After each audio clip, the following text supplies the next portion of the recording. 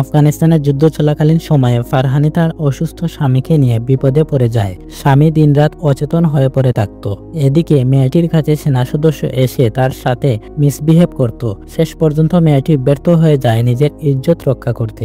অসুস্থ স্বামী ও 2 সন্তান থাকার কারণে খারাপ কাজ করতে বাধ্য হয় ফারহানি। অচেতন স্বামীকে প্রতিদিনই নিজের সব গোপন কথা শেয়ার করত সে। কিন্তু একদিন তার একটি কথায় রেগে যায় তার স্বামী এবং তাকে মারতে চায়। কি ছিল সেই কথা এবং ফারহানি কেন নিজেকে বিলিয়ে দিত সেনাদের হাতে? সবকিছু জানতে সম্পূর্ণ ভিডিওটি দেখুন। জানতে পারবেন মেয়েটির হৃদয় বিদারক গল্প।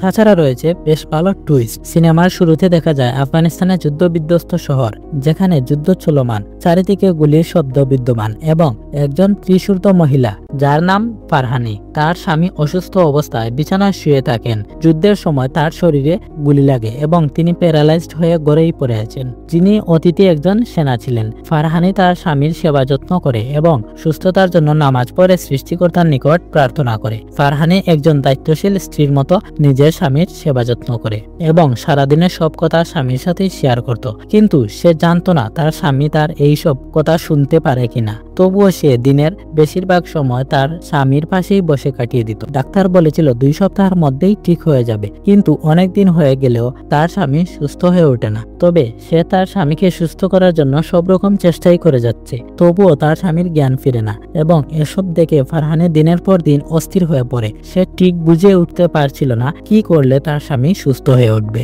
তাছাড়া তার 2টি মেয়ে রয়েছে, তাদের নিয়েই ফারহানির ছোট অভাব ও দুশ্চিন্তার সংসার। একদিন তার মেয়েরা খাবার চাইলে ফারহানি খুব দুশ্চিন্তায় পড়ে যায়, কারণ খাবারে পর্যাপ্ত টাকা তার কাছে ছিল না, যার জন্য সে তার প্রতিবেশীর কাছে যায় খাবার চাইতে। প্রতিবেশী তাকে সহায়তা করতে পারবে না বলে জানায়। আসলে যুদ্ধ বিধ্বস্ত দেশে কেউই চাইতো না নিজেদের জমা বা সঞ্চয়কৃত অর্থ দিয়ে অন্যকে সাহায্য করতে, কারণ পরবর্তীতে সঞ্চয়কৃত টাকা তাদের কাজেই লাগবে। এরপর ফারহানি তার 2 মেয়েকে নিয়ে ফার্মেসিতে যায় তার স্বামীর জন্য ঔষধ নিয়ে আসতে। কিন্তু ফার্মেসির লোকজন ফারহানিকে কোনো ঔষধ দেয় না, কারণ ইতোমধ্যেই তার কাছে অনেক টাকা পাওনা রয়ে গেছে। তাই পাওনা টাকা পরিশোধ না করলে নতুন করে কোনো ঔষধ দিবে না। চিন্তিত ফারহানি বাড়ি এসে তার স্বামীর খাবারের ব্যবস্থা করে। তার স্বামী মুখে খাবার খেতে পারে না, তাই নলের মাধ্যমে খাবার দেয়। তার স্বামীর নড়াচড়া না দেখে ফারহানি আরো বেশি চিন্তিত হয়ে পড়ে। ফারহানি জানে না তার স্বামী তার কথা শুনতে পায় কিনা। তবুও সে প্রতিবার বাইরে যাওয়ার আগে তার স্বামীকে বলে যেত এবং ফিরে এসে সারাদিনের ঘটনা তার স্বামীর কাছে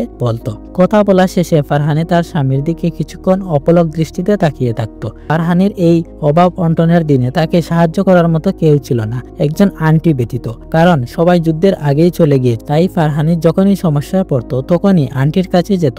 এবারও সে তাই করলো। আন্টির বাসায় গিয়ে নক করলে দরজা খুলে এক অপরিচিতা বৃদ্ধ মহিলা। ফারহানি তার আন্টির কথা অপরিচিত বৃদ্ধ মহিলাকে বললে তিনি জানান টাকা দিয়ে এই বাড়ি তিনি কিনে নিয়েছেন এবং ফারহানির আন্টি কোথায় গিয়েছে তিনি সেটাও জানেন না। এমনকি ফারহানিকে কোনো প্রকার সাহায্য করতে পারবেন না বলে জানিয়ে দেন।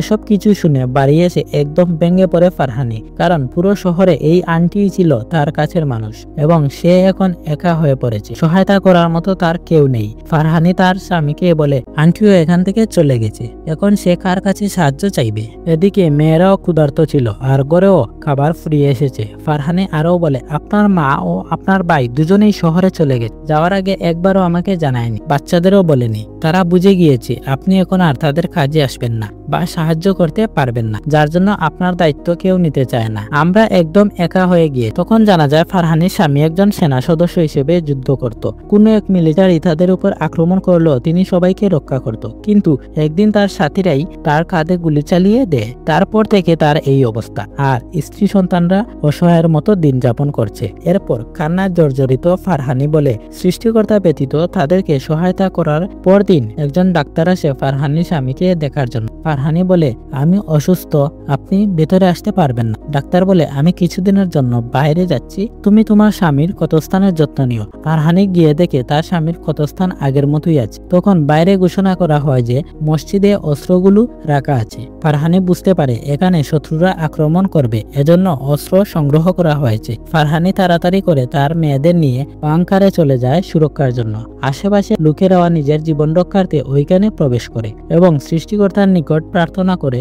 এদিকে বাইরে গুলাগুলির শব্দ শোনা যায়, সাথে বোমা হামলাও। সবাই বুঝতে পারে বাইরে যুদ্ধ হয়। গুলাগুলির শব্দ বন্ধ হলে ফারহানি ছুটে যায় তার স্বামীর কাছে। গিয়ে দেখে চারপাশে ধুলাবালি পাথর পড়ে আছে। ফারহানি সেগুলো পরিষ্কার করে দেয়। তখন সে বাইরে দেখে শত্রুপক্ষের যুদ্ধের গাড়ি ঘোরাঘুরি করছিল, অর্থাৎ আবারও আক্রমণের প্রস্তুতি নিচ্ছিল তারা। ফারহানি কিছু বুঝে ওঠার আগেই দ্বিতীয়বারের মতো হামলা শুরু হয়। পাথর ইট ভেঙে পড়ে। সেই সময় ফারহানির মনে পড়ে তার 2 মেয়ের কথা। তাই দ্রুত বাংকারে যায় এবং 2 মেয়েকে জড়িয়ে ধরে। এদিকে সেনারা ফারহানির ঘরে ঢুকে। মিলিটারিরা ফারহানির স্বামীর দিকে বন্দুক তাক করে। তাকে নড়াচড়া করতে না দেখে হাত থেকে ঘড়ি ও আংটি নিয়ে নেয় এবং পুরো ঘর তল্লাশি করে। কোথাও কাউকে খুঁজে পায় না। তারা ভেবেছিল সবাই মারা গিয়েছে। তখন ফারহানির স্বামীকে গুলি করতে গেলে তারা বুঝতে পারে সেই লোক একসময় মিলিটারি ছিল, তাই তারা তাকে না মেরে চলে যায়। কিছুক্ষণ পর ফারহানি চলে আসে আর বুঝতে পারে তার ঘরে শত্রুরা এসেছিল, কারণ ঘরের সবকিছু এলোমেলো হয়ে গিয়েছে। ভয়ে ফারহানি প্রথমে তার স্বামীকে দেখতে যায়। তাকে জীবিত দেখে সে অনেক খুশি হয়। ফারহানি ঘরের বাইরে গিয়ে জানতে পারে তার প্রতিবেশীরা মারা গিয়েছে। এটা শুনে ফারহানির মনে কষ্ট হয় এবং সে ধারণা করে এই যুদ্ধ সহজে শেষ হবার নয়। প্রতিটি মুহূর্তে মৃত্যু ভয় নিয়ে থাকতে হবে এবং খুব সতর্কতার সহিত চলাফেরা করতে হবে। এমন সিচুয়েশনে সে তার মেয়েদের রাখতে চায় না, তাই সে 2 মেয়েকে নিয়ে সেই আন্টির বাড়ি যায় যেখানে আগের বার গিয়ে তার আন্টিকে পায়নি। ঘরের দরজায় ধাক্কা দিলে সেই বৃদ্ধ মহিলা দরজা খুলে এবং মহিলা বলে, আমি তোমাদের কোনো সাহায্য করতে পারবো না। কিন্তু এবার ফারহানি কোথাও না গিয়ে ঘরের বাইরের সিঁড়িতে বসে থাকে। ফারহানিকে দেখে বৃদ্ধার মনে দয়া হয়, যার জন্য তিনি ফারহানিকে একটি চিরকুট দেন যেখানে একটি হোটেলের ঠিকানা ছিল। ওই ঠিকানায় তার আন্টি থাকে। ফারহানি তার বাচ্চাদের নিয়ে সেই হোটেলে যায়। ফারহানিকে দেখে তার আন্টি খুব খুশি হয়। তিনি পেশা একজন প্রস্টিটিউট। ফারহানি তার আন্টিকে যুদ্ধের ব্যাপারে বলে এবং আরও বলে তার মেয়েদেরকে বাড়িতে রাখা নিরাপদ নয়, যার জন্য আন্টির আশ্রয়ে তার 2 মেয়েকে রাখতে চায়। আন্টি খুব সহজেই সেটা মেনে নেয়। এরপর ফারহানি তার আন্টির কাছে জানতে চায় কিভাবে তিনি এই পেশায় যুক্ত হলেন। আন্টি বলেন, কম বয়সে আমার বিয়ে হয়ে যায়। কয়েক বছর যাওয়ার পরও আমি সন্তান জন্ম দিতে পারিনি। এই বিষয়ে জানাজানি হলে আমার শ্বশুর রোজ জোর করে আমার সাথে এই কাজ করত। এভাবে অনেক বছর কেটে যায়। অবশেষে এই নির্যাতন সহ্য করতে না পেরে আমি আমার শ্বশুরকে মেরে ফেলি আর ওখান থেকে পালিয়ে যাই। এখানে আসার পর আমি নিজের মতো করে চলতে পারি এবং আমি এখন সম্পূর্ণরূপে স্বাধীন।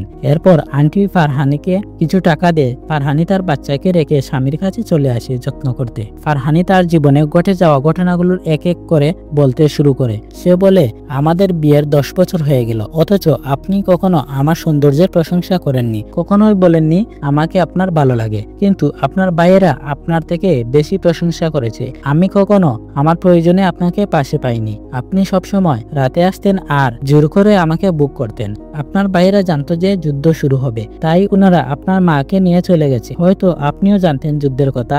এই জায়গা নিরাপদ নয়, এখানে যে কোনো সময় আক্রমণ হতে পারে, কিন্তু এত সব জানার পরেও আমাকে কিছু বলেননি। আমার নিরাপত্তার কথা চিন্তাই করেননি, কারণ আপনার কাছে আমার কোনো মূল্য নেই। গুরুত্বহীন মানুষ মনে করেন আমাকে। কিন্তু আপনার যে 2 মেয়ে রয়েছে তাদের কথাও ভাবেননি। আমি নিশ্চিত আপনারা এমন কথা শুনে বিরক্ত হচ্ছেন, কিন্তু অপেক্ষা করলে বুঝতে পারবেন কেন এই কথাগুলো বলছি। আসলে এই কথার মাঝেই সিনেমার গল্প ফুটে উঠেছে। ফারহানি আরও বলে, আপনার পরিবারও আমাদের কথা ভাবতো না, আর আপনি সারাদিন আপনার কাজে ব্যস্ত থাকতেন। এতই ব্যস্ত ছিলেন যে বিয়ের দিনও আসেননি। আপনার ছবি সামনে রেখে বিয়ে করেছিলাম আমি আপনাকে কখনো দেখিনি এবং দেখার সুযোগই পাইনি। আপনি যখনই আসতেন তখনই শারীরিক সম্পর্কে লিপ্ত হতেন। আমি এইসব কিছু মেনে নিয়েছিলাম, কারণ সঠিক সময় সন্তান না হলে আপনার মা আমাকে বন্ধা বলে বাইরে বের করে দিত। তাই সন্তান জন্মদানের জন্য নিজের অনিচ্ছা থাকার কারণেও এগুলো মেনে নিতে বাধ্য হয়েছিলাম। আমার জীবনে কখনো পুরুষদের বুঝতেই পারলাম না। মেয়েদের জীবনে প্রথম পুরুষ থাকে তার বাবা, কিন্তু দুর্ভাগ্যবশত আমার বাবাও ভালো মানুষ ছিলেন না। বাজির পেছনে ছুটে গিয়ে নিজেকে নিঃস্ব করে ফেলেন এবং আমাদের সাথে নিষ্ঠুর আচরণ করতেন। আমার বিয়ের পর যদি আপনার মৃত্যু হতো তাহলে আপনার কোনো ভাইয়ের সাথে আমার বিয়ে হতো, আর তখন আমি বেশ নিরাপদ ও ভালো থাকতাম।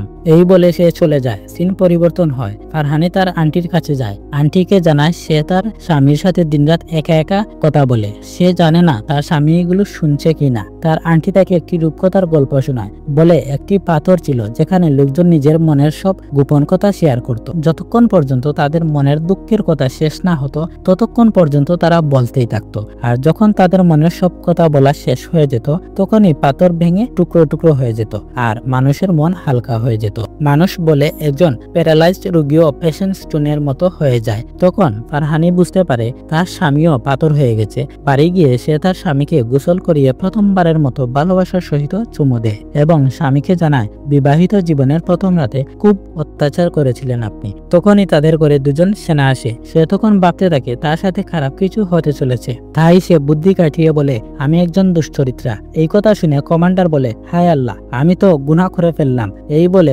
কমান্ডার ফারহানির গায়ে থুতু দিয়ে চলে যায়। পরদিন সকালে ফারহানি দেখে একজন তরুণ সেনা এসেছে তার কাছে, যে কিনা এর আগে কখনো ইন্টিমেট হয়নি, তাই ফারহানির সাথে ঘনিষ্ঠ হতে চায়। এজন্য সে ফারহানিকে অনেক টাকা দেয় এবং শারীরিক সম্পর্কে লিপ্ত হয়। ফারহানি বাধা দিলেও শেষ পর্যন্ত হার মানতে বাধ্য হয়। এরপর সেনাটি চলে যায়। ফারহানি কান্না করতে থাকে। তারপর টাকাগুলো তুলে নিয়ে স্বামীর জন্য ঔষধ ও কিছু খাবার নিয়ে আসে। ফারহানি টাকার সদ্ব্যবহার করে। পরদিন আবারও সেই ছেলে ফারহানির কাছে এসে প্রচুর টাকার বিনিময়ে সময় কাটায়। আর ফারহানির সাথে ঘটে যাওয়া এই কথাগুলো সে তার স্বামীকে শেয়ার করে। ফারহানি জানায় ছেলেটা প্রায় সময় তার দিকে তাকিয়ে থাকে, মনে হয় সে আমাকে ভালো রাখতে চায়। পরদিন ফারহানি বাইরে থেকে ফিরে এসে দেখে ঘরের ছাড়াটাকেও ঠিক করে দিয়েছে। সে বুঝতে পারে ওই ছেলে এই কাজগুলো করেছে। পরদিন সেই ছেলে আবার আসে আর ফারহানিকে বলে আমি আপনার সাথে সময় কাটাতে চাই।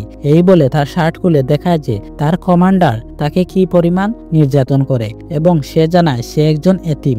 এসব বলতে বলতে ফারহানিকে জড়িয়ে ধরে কেঁদে দেয় সে। ফারহানিও তাকে আগলে রাখে। পরদিন সকালে ফারহানির জন্য কিছু ফল ও একটি গলার হার রেখে যায়। ফারহানি সব কথা তার স্বামীর সাথে শেয়ার করে। ফারহানি বুঝতে পারে সে ছেলেটির প্রেমে পড়েছে, যা একজন বিবাহিত মহিলার জন্য চরম ভুল। তাই সে নামাজ পড়ে সৃষ্টিকর্তার নিকট ক্ষমা চায়। এরপর ফারহানি তার নিজের মতো করে সাজগুজ করে তার স্বামীকে সবচেয়ে গোপন কথা শেয়ার করে। আমি আমার সন্তানদের গর্ভাবস্থায় মেরে ফেলতে চেয়েছিলাম, কারণ সন্তানগুলো আপনার ছিল না। কারণ আমি অনেক আগেই বুঝে গিয়েছিলাম আপনি সন্তান জন্মদানে অক্ষম, কিন্তু আপনার মা সেগুলো মানতেন না আর আমাকে বের করে দেওয়ার হুমকি দিতেন। আমি কোনো উপায় না পেয়ে আন্টির কাছে যাই, তার সহায়তায় আমি সন্তানের মা হতে পেরেছি।